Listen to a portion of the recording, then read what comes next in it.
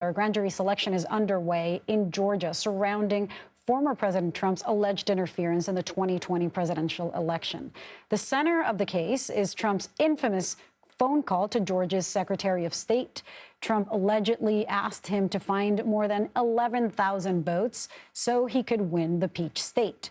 Joining me now for more on this is CBS News congressional correspondent Nikole Killion from the state of Georgia. Nikole, walk us through today's jury selection process, and also how long is that expected to take?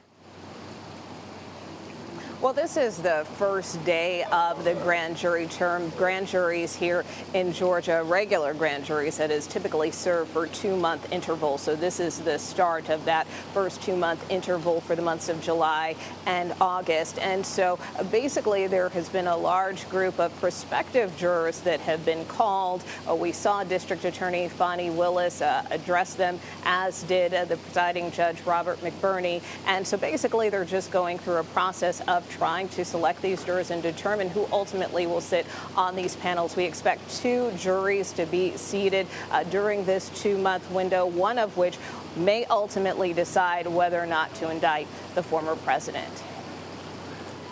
What will the jurors be examining specifically at this point, at this part of the case against the former president?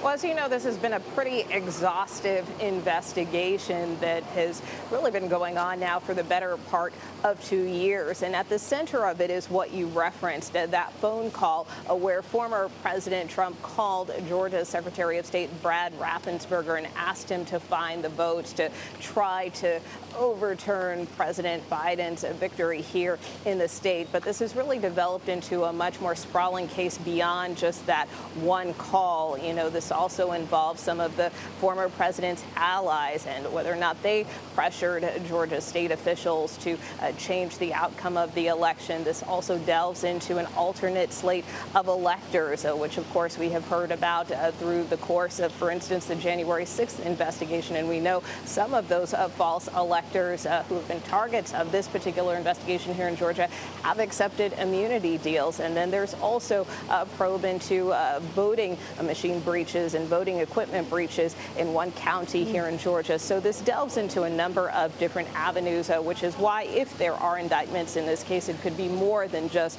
the former president. There could be others involved as well. Now, Nikole, let's talk about timing, because some of the former president's attorneys are alleging in the Florida case and the Mar-a-Lago documents case that, in part because there are other cases, because he's going to be running a campaign, that the trial needs to be pushed until after the election. How could an indictment in this case and the date of whenever we expected play a role in the other decisions? I mean, from your perspective, how does this whole shuffling happen?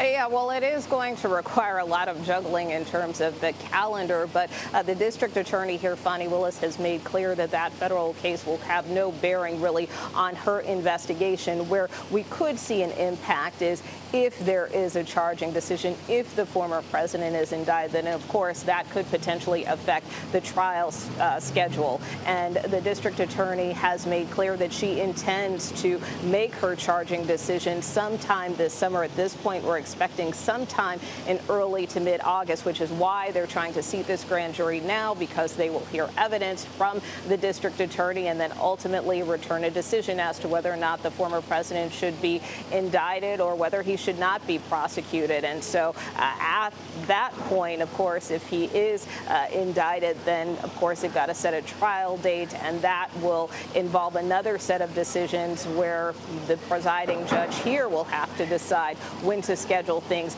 based on the federal trial that the former president is facing with respect to these classified documents, as well as that New York case as well. Right. And keep in mind, there's still the special counsel investigation into January 6th. So who knows what that could come back with. So all of that will affect the calendar, and that's in part why you see the former president's legal team, at least in this Florida case, this classified documents case, trying to make the case that, look, we've got an election coming up. This is going to be very hard on the former president to try to have to, be in court when he's also trying to campaign at the same time. Imagine if every defendant had that opportunity to say that in court. Nikole Killion, thank you so much.